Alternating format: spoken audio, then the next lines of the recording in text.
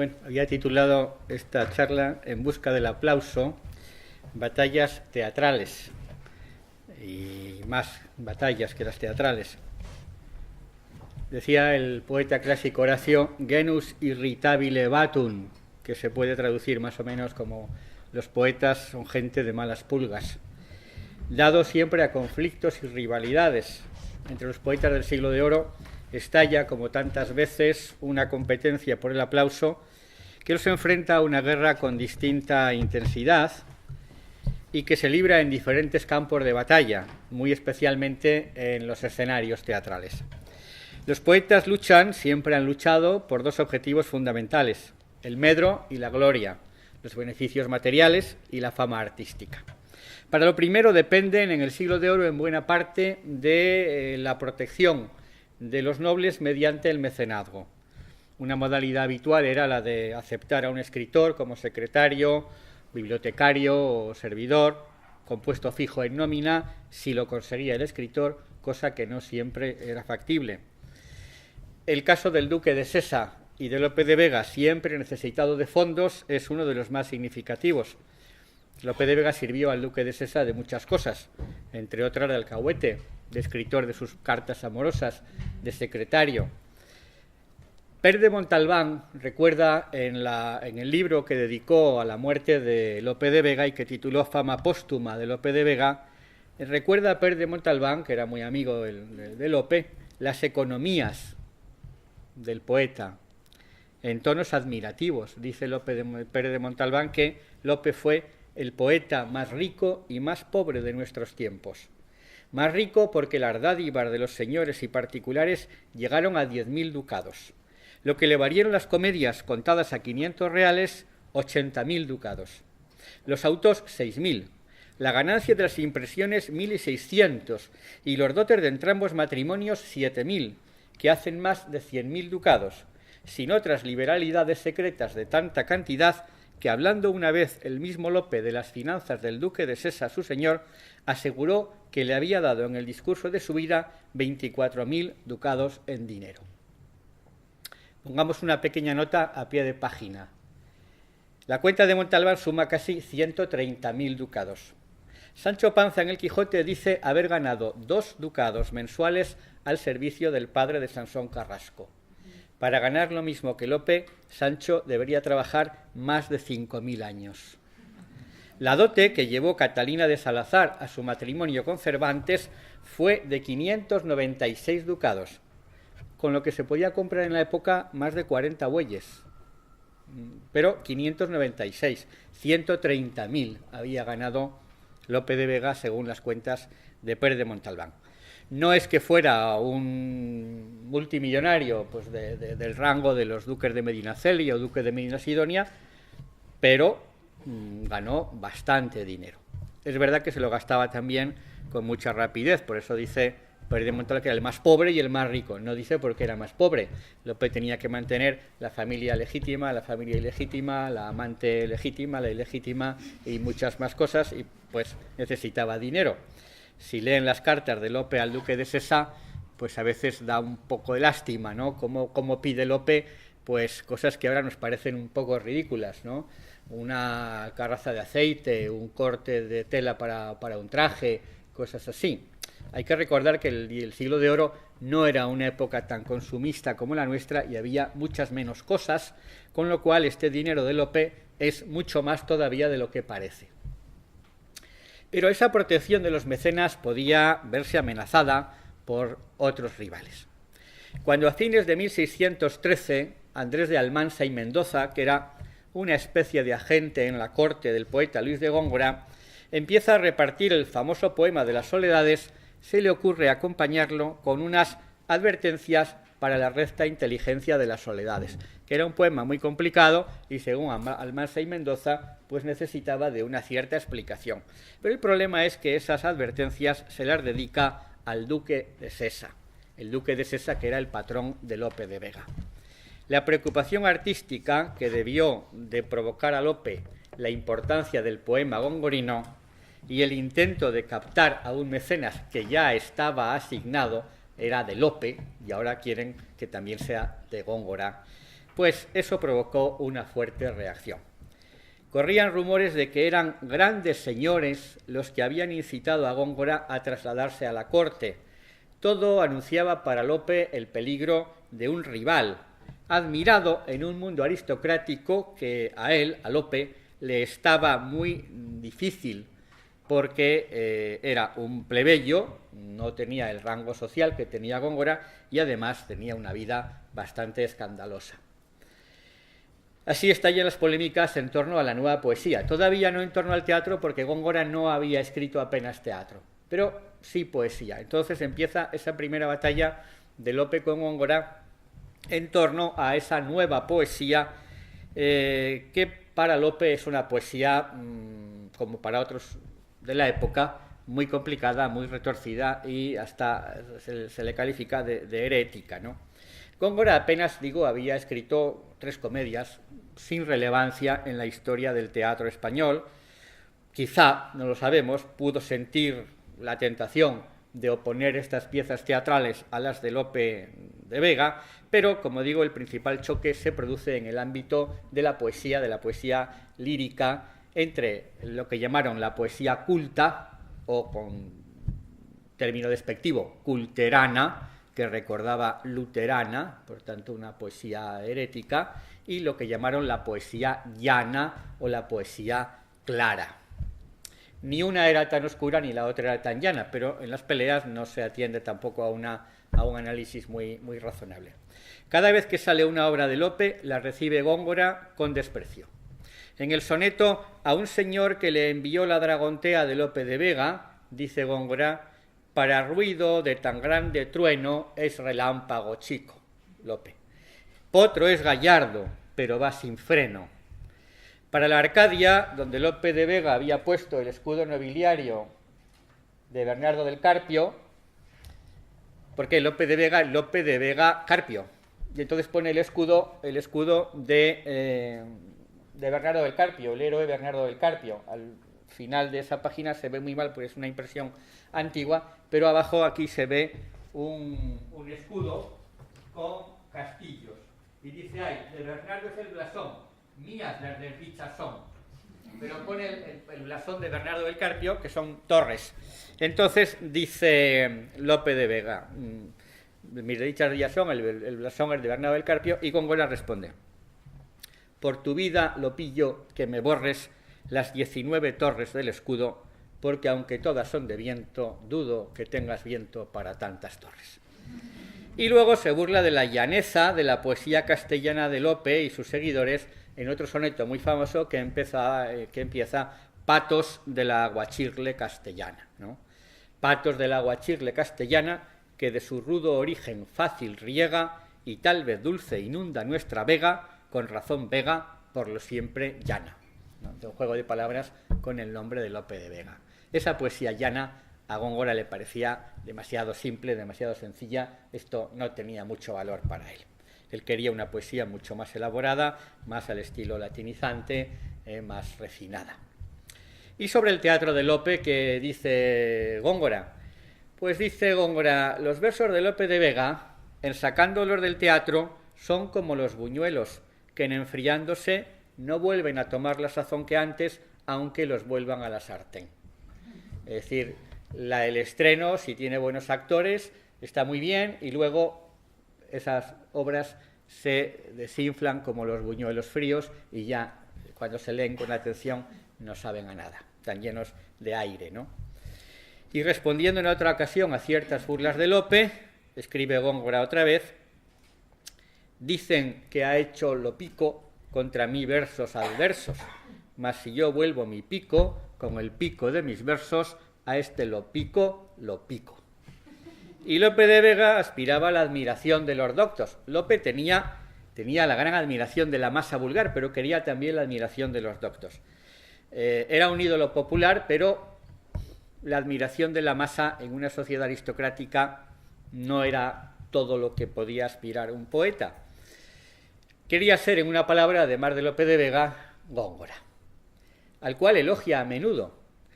Lo elogia suele insultar más o menos a los seguidores de Góngora, pero a Góngora lo elogia. Ahora bien, esos elogios a veces son sinceros, a veces más irónicos. No sabemos nunca realmente qué grado de sinceridad tienen esos elogios.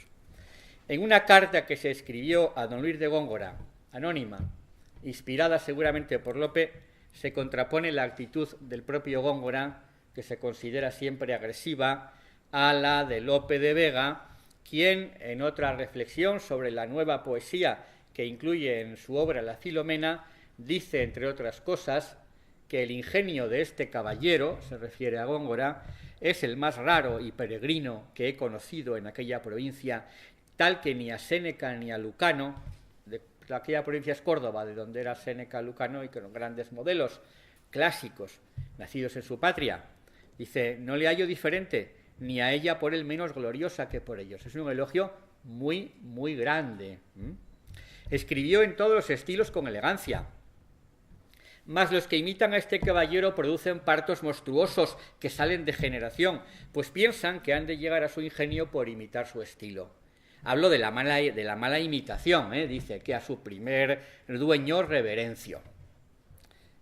Así que las burlas al estilo culto procuran dejar al margen a Góngora, pero es evidente que en ocasiones a Lope le hubiese gustado decir algunas cosas más fuertes de las que dijo sobre ese admirado rival, cuyas solitudines aparecen en otro famoso soneto paródico, ese soneto que está incluido en el libro de la Dorotea, y que no hay que entender porque es un soneto donde la gracia está en la ininteligibilidad de esa imitación gongorina.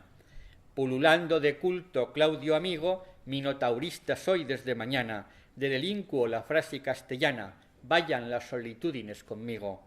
Por precursora desde hoy más me obligo a la aurora llamar Bautista o Juana, porque San Juan Bautista es el precursor de Jesucristo. Entonces a la aurora, que es precursora del sol, le llamamos Bautista o Juana. Es absurdo, es una tontería. Chamelote la mar, la ronca rana mosca del agua, y sarna de oro al trigo. Mal afecto de mi contedio y murrio, cáligas diré ya, que no griguescos, como en el tiempo del pastor Bandurrio. Estos versos son turcos o tudescos. Tú, lector Garibay, si eres bamburrio, apláudelos, que son cultidiablescos, ¿no? Lope había alcanzado una fama popular enorme. La gente rezaba un Padre Nuestro profano que prohibió varias veces la Inquisición y que empezaba, creo, en Lope de Vega, poeta del cielo y de la tierra. Pero no le bastaba. Además de aumentar la fama propia, los poetas desean reducir la de sus rivales. Yo creo que están más contentos cuando fracasa un rival que cuando tiene éxito su propia obra. Y en este sentido, frente a Lope, los otros grandes escritores de la época, como Quevedo o Cervantes, no suponían amenazas para los espacios teatrales. Quevedo apenas cultivaba el teatro. De Quevedo conocemos una comedia de corte, como ha de ser El privado, de puras circunstancias, ningún interés comercial y algunos entremeses. No era rival para Lope en el ámbito teatral. Así que este crítico gran satírico, don Francisco de Quevedo, no se sentían enemigos en este territorio y, por otra parte, debió de respetar a Lope, aunque se despachó sin ningún escrúpulo contra Pérez de Montalbán, que era un gran amigo de Lope. Pero bueno, Pérez de Montalbán tenía menos importancia y posiblemente a Lope tampoco le disgustaría mucho que criticaran a un discípulo suyo. Bueno, eso no le importaría demasiado. En una carta de 1622, Lope trataba a Quevedo de gran don Francisco de Quevedo. Dice en esa carta: oí un romance del gran don Francisco de Quevedo, un día en que trataban de esta materia con ingenioso estilo, diciendo que los calvos se reían de los teñidos y los lampillos de los barbados, con otras cosas que fundaban bien las diferencias de opiniones. Está recordando Lope de memoria un romance de Quevedo con el estribillo: todos somos locos los unos y los otros, donde dice, entre otras cosas: búrlase el viejo pintado, pelo al temple, barba al óleo, dominico de cabeza, blanco y negro a puro plomo, de ver al encanecido ensabanado de rostro. y el canoso se burla del pintado, y así va Quevedo pasando toda una revista de personajes ridículos. En el Laurel de Apolo, la alabanza que hace Lope a Quevedo es una de las más sinceras y de las más largas y de las más intensas. Al docto don Francisco de Quevedo llama por luz de tu ribera hermosa, se dirige a Apolo, Lipsio de España en prosa y Juvenal en verso. Lipsio era el gran humanista europeo de la época y Juvenal el gran modelo de los satíricos. Los elogios otra vez son de máximo nivel. Espíritu agudísimo y suave, dulce en las burlas y en las veras grave, príncipe de los líricos, que él solo pudiera serlo si faltara Apolo. Aquí ya lo compara con el dios de la poesía. Por tanto, para Lope, Quevedo es un gran poeta. Y Quevedo corresponde con otra serie de ditirambos, por ejemplo, en su aprobación al libro de Lope, Rimas humanas y divinas, del licenciado Tomé de Burguillos. Es el último libro que escribe Lope de poesía, un libro importantísimo, y se encarga a Quevedo que haga la censura, el dictamen, como era normal, para ese libro, la aprobación que era necesaria para imprimir el libro. Y ahí, en esa aprobación, escribe Quevedo. Este libro, cuyo título es Rimas del licenciado Tomé de Burguillos, escrito con donaires, sumamente entretenido, sin culpar la gracia en malicia, ni mancharla con el asco de palabras viles, hazaña de que hasta agora no he visto que puedan blasonar otras sino estas rimas. El estilo es no solo decente, sino raro. Raro en la época quiere decir extraordinario. En que la lengua castellana presume victorias de la latina, bien parecido al que solamente ha florecido sin espinas en los escritos de Fray Lope Félix de Vega Carpio.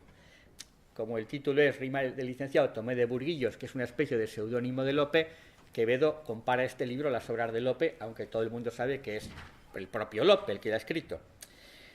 Dice, bueno, que solamente ha florecido sin espinas en los escritos de Fray Lope Félix de Vega Carpio, cuyo nombre ha sido universalmente proverbio de todo lo bueno, prerrogativa que no ha concedido la fama a otro hombre. Es que en la época también se decía, para que lo que era muy bueno en su vía, pues a adjetivarlo con Lope. Es un caballo Lope, caballo estupendo, ¿eh? Es una quinta Lope, una quinta extraordinaria, y así. Cervantes tenía tan poco prestigio social como Lope de Vega. Eran dos de familias plebeyas, de muy poca importancia social. La fama de los poetas no significa que fuesen, que tuviesen acceso a los niveles sociales superiores, ¿no? Pasaba con los actores. Los actores más famosos seguían siendo unos socialmente marginados. Los poetas también, según de qué familia fueran. Cervantes carecía de todo prestigio social en la corte y sus obras teatrales eran un completo fracaso. Debido probablemente a esa misma frustración, el autor del Quijote empezaría una campaña contra la comedia nueva que terminaría con la rendición del propio Cervantes. No pudo, esta batalla estaba perdida de antemano, porque Cervantes quería un tipo de teatro muy diferente al que estaba triunfando en esa época. Pero no se trataba solo de prestigio literario. El siglo de oro es la primera época en la que el teatro se convierte ya en una empresa comercial. Es el teatro más importante, el teatro de los corrales, como se llamaban los escenarios de la época. Esta es una foto de un corral que se conserva, el único corral que se conserva tal como era prácticamente es el corral de Almagro, ¿ya? Un corral muy pequeño. Los corrales de Madrid eran mucho más grandes, pero la estructura es la misma. Bien, estos corrales eran ya teatros comerciales. Ya hemos visto antes que Lope cobraba por cada comedia 500 reales. Las necesidades vitales básicas podían cubrirse, variaba en el siglo, pero en fin, redondeando, podían cubrirse con unos 30 maravedíes diarios. 500 reales equivalen a 17.000 maravedís. O sea que un obrero medio, un menestral, podía vivir más de un año y medio con lo que Lope cobraba por una sola comedia. estaban bien pagados. No todos estaban igualmente pagados, claro está. Lope era el que más cobraba porque era el más famoso. Un dramaturgo como Lope, que vivía del teatro, aparte de la protección del duque de Sesa y todo ese dinero que recordaba Pérez de Montalbán, pero fundamentalmente vivía del teatro. Por tanto, tenía que contar a la fuerza con un público. El público que es quien pagaba las comedias. Como dice Lope en El Arte Nuevo, como el vulgo las paga, es justo hablarle en necio para darle gusto. Que lo que digan los retóricos, los preceptistas, los eruditos, no le importa a Lope porque esos no van a ir al teatro, y aunque vayan al teatro pues son 3 o 4, pero él necesita un público masivo.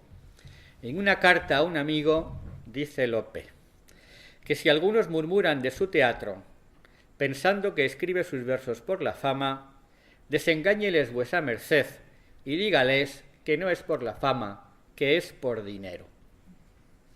Este escribir por dinero, no es verdad que Lope escribiera solo por dinero, pero también por dinero, claro, indignaba a algunos exquisitos que, como también sucede hoy, pensaban que el arte no se puede someter a los mercados. El cura del Quijote, en el capítulo 48, argumenta que el mal del teatro era que las comedias se han hecho mercadería vendible. Si Cervantes mismo compartía esta idea, debió de ser en aquellos momentos en los que no podía vender él sus comedias porque las compañías solo querían las de Lope. Como se queja también otro poetastro de la apócrifa segunda parte del Guzmán de Alfarache, que intenta vender sus obras a un empresario, un autor de comedias, como lo llamaban en la época, y causa la risa de todos con sus malos versos. Pero él, en vez de entender que se burlan de sus malas poesías, dice: yo creo que vuesas mercedes tienen hecho el estómago al verso de Lope de Vega y no les parece nada bueno, más que lo de Lope. Esto le pasaba a Cervantes, ¿no? A pesar de ese casi monopolio de Lope, que domina en su época totalmente la escena, mira con recelo a otros dramaturgos.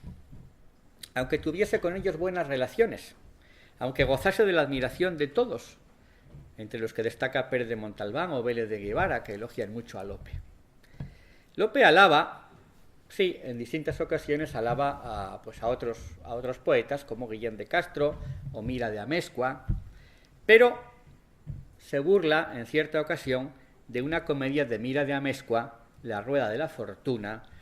En otra carta, claro, en las cartas habla con más familiaridad, ¿no? Pues en principio son cartas particulares que no están destinadas a la publicación y ahí dice lo que piensa. Y entonces en una carta habla de La Rueda de la Fortuna, donde consigna además algunas curiosas prácticas del público toledano, al que se le había prohibido silbar en las comedias, porque era ya un ruido y una indecencia, y al no poder hacer ruidos con la boca, los hacían con el trasero. Representa Morales, dice Lope en esa carta. Representa Morales, que era un famoso actor de la época. Silba a la gente. Meten presos a unos caballeros que eran la causa de esto. Pregonóse en el patio que no pasase tal cosa, que quedaba prohibido el silbar. Y así, obligados los toledanos a no silbar, ventosean, que para el alcalde mayor ha sido notable desacato, porque estaba ese día sentado en el patio. Aplacóse esto porque hizo Mira de Amezcua La Rueda de la Fortuna, comedia en la que un rey aporrea a su mujer y acuden muchos a llorar este paso como si fuera posible. ¿Qué pasa aquí?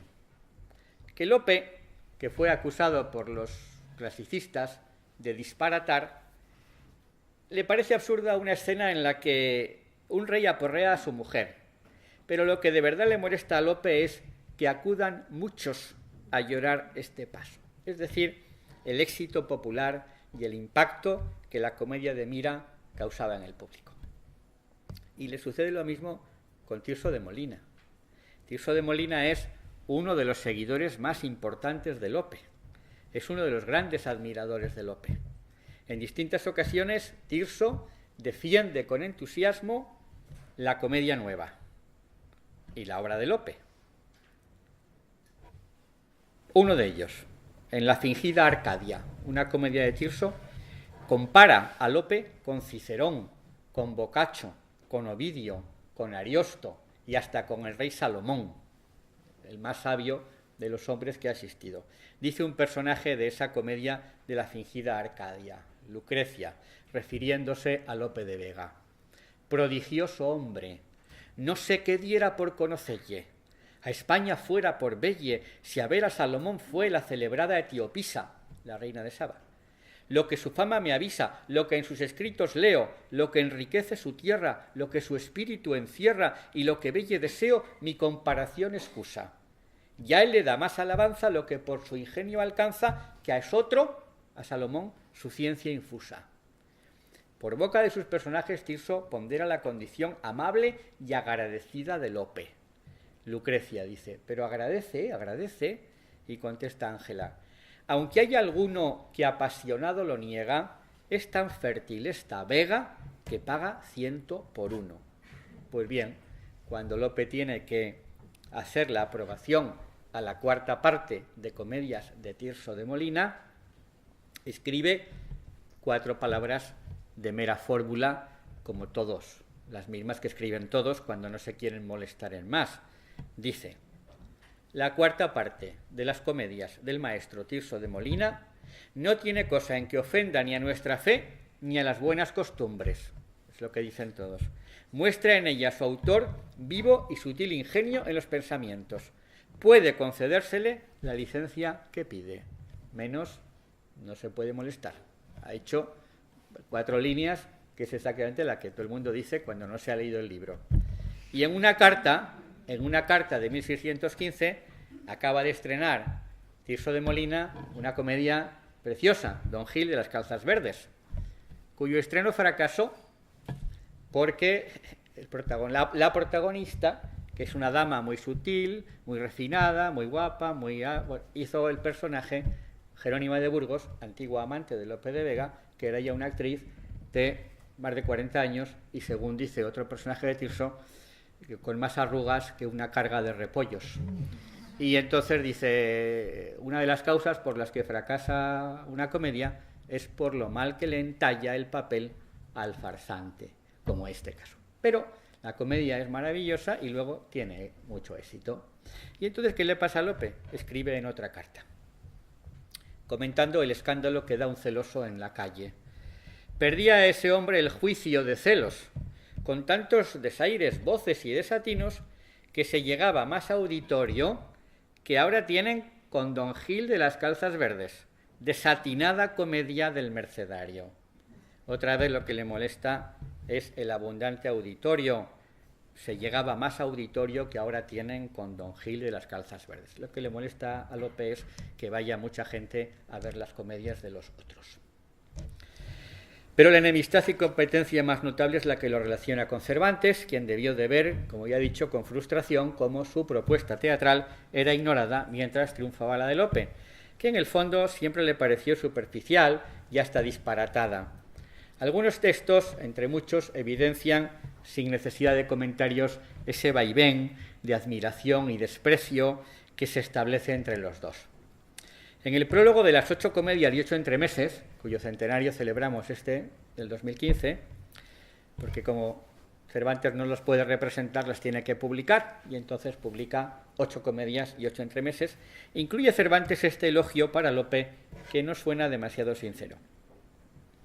Compuse, dice Cervantes, hasta 20 comedias o 30, que todas ellas se recitaron sin que se les ofreciese prueba de pepinos ni otra cosa arrojadiza. Tuve otras cosas en que ocuparme. Dejé la pluma y las comedias y entró luego el monstruo de naturaleza, el gran Lope de Vega, y se alzó con la monarquía cómica. Avasalló y puso debajo de su jurisdicción a todos los farsantes. Llenó el mundo de comedias propias, felices y bien razonadas, y tantas que pasan de 10.000 pliegos los que tiene escritos. Lope le corresponde a estos elogios en el Laurel de Apolo, pero dice Lope: la fortuna envidiosa hirió la mano de Miguel Cervantes en Lepanto, cuando le hirieron en la batalla. Pero su ingenio en versos de diamantes los de plomo volvió con tanta gloria que por dulces, sonoros y elegantes dieron eternidad a su memoria. Elogia los versos de Cervantes, que todo el mundo sabía que eran bastante malos. No elogia la prosa. Pero ¿qué piensa de verdad del poeta Cervantes Lope de Vega? En una carta de agosto de 1604 a un amigo de Valladolid nos dice lo que de verdad piensa. De poetas no digo, buen siglo es este, dice a su amigo. Muchos están en cierne para el año que viene, pero ninguno hay tan malo como Cervantes, ni tan necio que alabe a Don Quijote.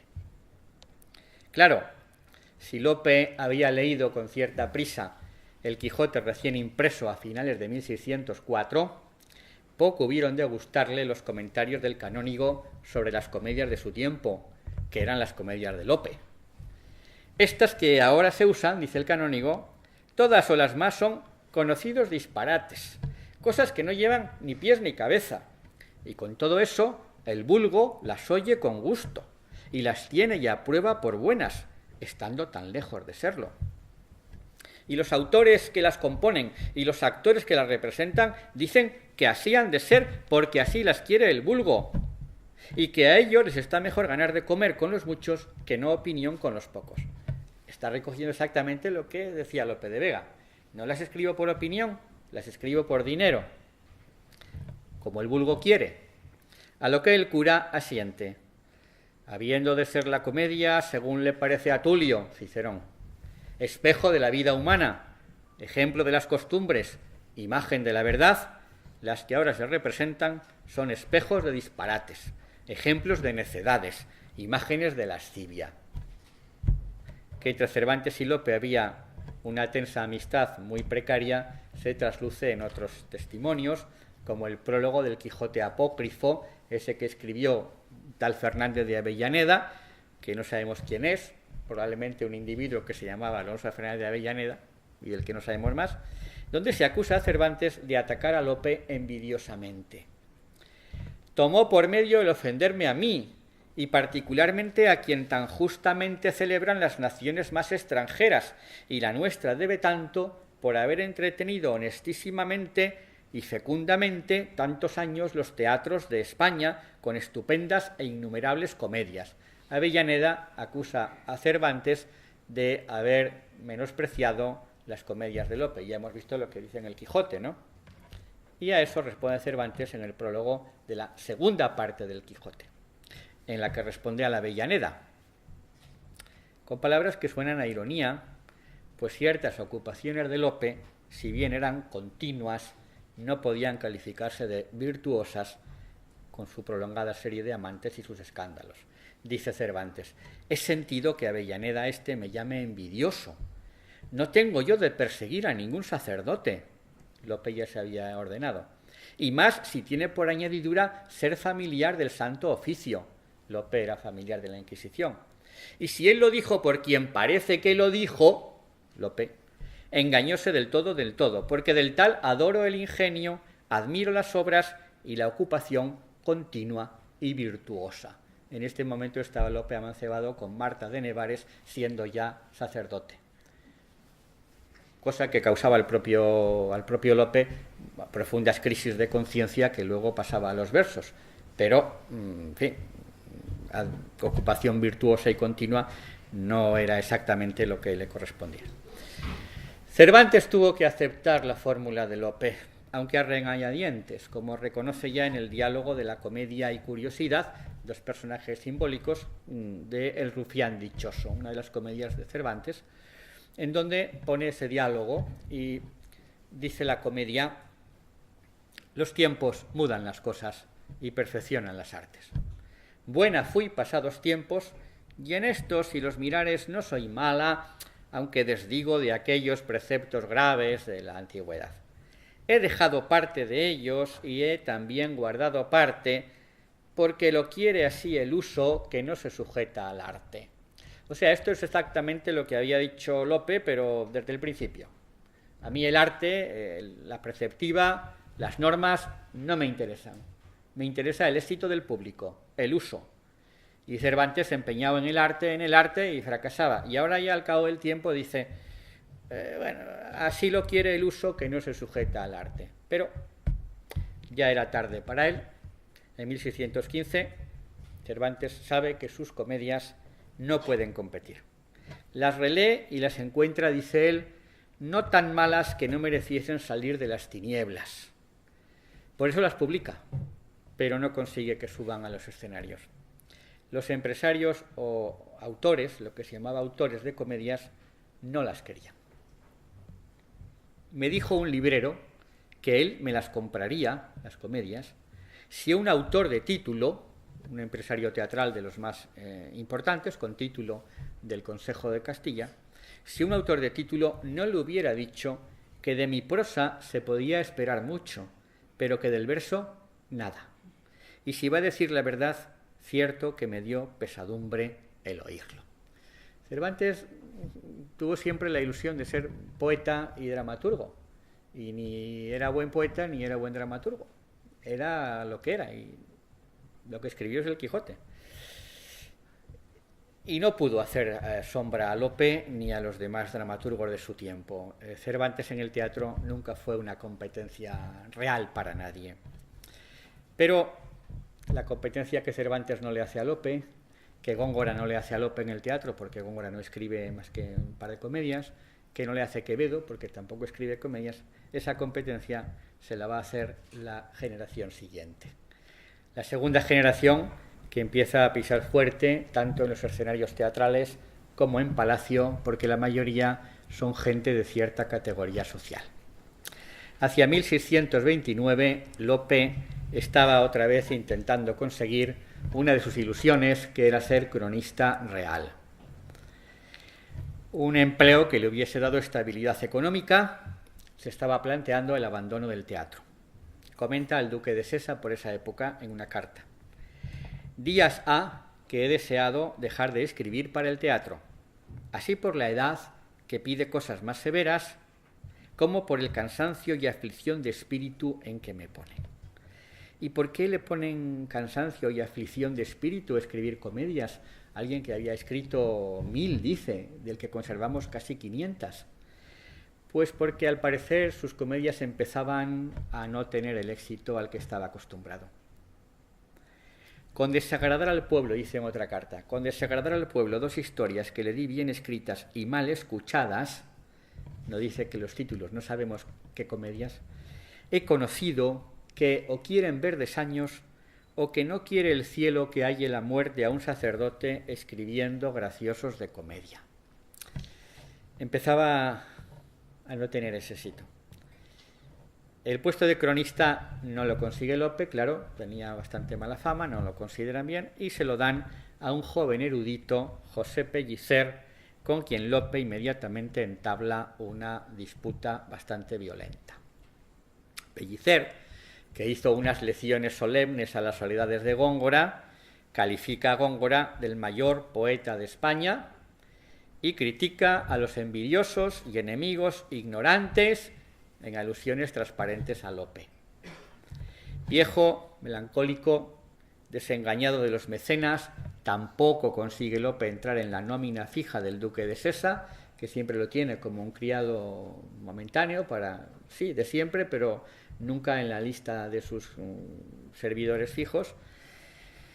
Empezando a fracasar sus comedias, vuelve al teatro con algunas obras maestras. Del final de su vida son El castigo sin venganza, una de las tragedias, yo creo, más importantes del teatro universal y, desde luego, una de las grandes tragedias del teatro español, El castigo sin venganza, o una comedia de capa y espada, entretenidísima, ingeniosísima, que se llama Las bizarrías de Belisa. En esta obra, al final, dice, dirigiéndose al público, Senado ilustre, el poeta que ya las musas dejaba, con deseo de serviros, volvió esta vez a llamarlas para que no le olvidéis. Le estaban olvidando a Lope. En esa pieza vuelve a criticar a los rivales, esos cultos que aun después de la muerte de Góngora, había muerto en el 27, seguían cultivando con éxito un lenguaje como el de la Lucinda de la comedia del que se burla. aquella que escribe en culto por aquel griego lenguaje que no le supo Castilla ni se le enseñó su madre. Y los que llama pájaros nuevos, Pellicer, Calderón, Rojas Zorrilla, Coello, que identifica con los secuaces de la poesía culta, como digo, pertenecían a familias de cierto rango y tenían mucha mejor entrada en la corte. En la égloga Amarilis alude con sentimiento a esos poetas, canta, se dirige a un poeta nuevo, canta y darás envidia a los pájaros nuevos que fastidia el canto de los dulces ruiseñores. Lope es un dulce ruiseñor y esos otros pájaros nuevos son los que le envidian y los que se fastidian con el canto de Lope. Y en la égloga Claudio de 1632, 3 años antes de morir, Lope hace un verdadero manifiesto contra los jóvenes dramaturgos y una reclamación de respeto por haber sido el creador de la comedia, que ahora todos imitan usurpándole el aplauso y encima murmurando contra él. Débenme a mí de su principio el arte. Ya está de suerte trivial la senda que a todos el asunto facilita, porque la copia escrita es fuerza que se venda. Sin esta confusión, como renuevos, compiten lo sublime con argumentos nuevos, pero tengo por vana hipocresía hurtar de noche y murmurar de día. Me hurtan a mí mis versos, mis estructuras dramáticas, mis inventos teatrales, me los hurtan por la noche y de día hablan mal de mí, ¿no? Y ya Lope debió de sentir celos de quienes le iban desplazando, especialmente de Calderón. He puesto algunos... Este es un retrato muy malo, diríamos, de un Calderón que parece ahí un individuo muy triste y hosco, donde todos imaginamos que está leyendo un breviario, pero en realidad Calderón tenía fama de tipo chistoso y bastante dado a la broma en su tiempo. Góngora no parece que tuviera tampoco mucha cara de chistoso, pero hizo algunas de las poesías más ingeniosas y graciosas de la época. Este es un retrato falso de Cervantes, pero bueno, todo el mundo dice que es Cervantes, pues es igual, no sabemos de quién es.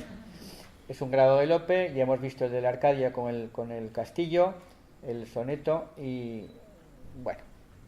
¿Qué pasa cuando surge Calderón como astro, como un pájaro nuevo de poderoso vuelo en la escena? En enero de 1629, el actor Pedro de Villegas, en una pelea, hiere a un hermano de Calderón, y Calderón, con otros secuaces, allana el convento de las Trinitarias, donde se había refugiado el cómico y donde estaba de monja una hija de Lope de Vega. Entonces Lope se queja del abuso y dice en otra carta: grande ha sido el rigor buscando a Pedro de Villegas, el monasterio roto, la clausura y aun las imágenes.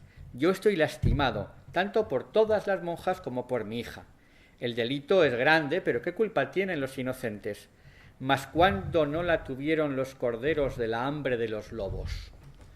Y aquí lobos es una metáfora para Calderón, el Calderón que había roto la clausura del convento persiguiendo al que había herido a su hermano, pero en realidad a Lope también lo que le disgusta es ese Calderón que empieza a ser alguien demasiado importante. ¿Qué dice en el Laurel de Apolo Lope de Calderón, al que no tiene más remedio que mencionar? En estilo poético y dulzura sube del monte a la suprema altura. Bueno, parece que el elogio es importante, pero no lo es tanto. Son 2 versos nada más. ¿Qué menos va a decir? Es significativo que hasta 1630, más o menos, muchas comedias que no eran de Lope se publicaban con el nombre de Lope, para venderlas mejor. Incluso La vida es sueño aparece en una edición a nombre de Lope. Pero en los años siguientes se invierte la práctica y algunas comedias de Lope empiezan a atribuirse a Calderón. Manipulaciones que indican quién es el mejor reclamo de venta. Ahora imagínense el efecto que le hace a Lope de Vega, que había sido el monarca absoluto de la escena teatral, ver que ediciones piratas de sus comedias salen con el nombre de Calderón, porque Calderón es ahora más importante que él. La muerte de Lope en 1635, cuando Calderón tenía 35 años, estaba en su momento más... Bueno, Calderón se muere con la pluma en la mano a los 81 años, de modo que aún le quedaba bastante recorrido. Pero cuando muere Lope, pues las comedias nuevas, ansiadas por el público, ya además no le podían ser atribuidas de ninguna manera. Se produce el relevo. Como el propio Lope había escrito poco antes de morir, el mundo ha sido siempre de una suerte, ni mejora de seso ni de estado. Quien mira lo pasado, lo porvenir advierte. Fuera esperanzas, si he tenido alguna, que ya no he menester a la fortuna. Ya me retiro. La batalla por el aplauso había terminado. Calderón va a dominar la escena sin ningún rival. Su seguidor más notable, su heredero como dramaturgo oficial de la corte, Francisco Antonio Bances Candamo, será una figura muy poco relevante en la historia del teatro español. Incluso después de muerto Calderón, sus autos sacramentales siguen representándose año tras año en detrimento de los de Bances y otros dramaturgos que compiten sin esperanzas. Cada año la Junta del Corpus pide a los poetas que entreguen sus autos sacramentales a ver cuáles eligen para representar. Bances entrega sus autos y otros también, pero la Junta siempre elige representar autos de Calderón, que ya se había muerto. ¿Qué le parece eso a Bances? Pues mal. Bances admira mucho a Calderón, pero prefiere que representen sus propios autos, ¿no? Y entonces, en una loa que hace Bances Candamo para un auto sacramental suyo, que se llama El primer duelo del mundo, escribe Bances: que todo sea nuevo hoy, retirándose lo antiguo. Está hablando de la nueva ley de gracia de Jesucristo frente al Antiguo Testamento, pero está hablando también de sus autos sacramentales frente a los de Calderón, que eran los antiguos. Y dice: se acuerden, señores de la Junta, que aunque los autos del Fénix esclarecido de España, se refiere a Calderón, no hay quien iguale, ni aun quien pueda presumirlo, quiere Dios nuevos elogios conforme da nuevos siglos. Representen mis autos, dejen ya a Calderón, que ya se ha muerto. Pero a veces las cosas son injustas. Calderón resultaba imbatible. Esa loa de Bances Candamo, en la que defiende precisamente los autos nuevos, una especie de protesta contra Calderón, cuando se hace la gran colección de autos calderonianos del estudioso Pedro Pando y Mier, no se le ocurre mejor cosa a Pedro Pando y Mier que elegir como si fuera de Calderón esa loa para ponérsela nada menos que al gran teatro del mundo. Es decir, una loa escrita contra Calderón se atribuye a Calderón y se le atribuye a un auto de Calderón. Bances Candamo ya se había muerto, pero esto le hubiera parecido significativo y melancólico. Lope, por único y extraordinario, había sido llamado el ave fénix de los ingenios. Es el que triunfó en la primera de las batallas. Calderón es el que triunfó en la última de esas batallas. Ese pájaro nuevo que decía Lope, era otro pájaro, otra ave fénix, otro pájaro que volaba demasiado alto. Muchas gracias por su atención.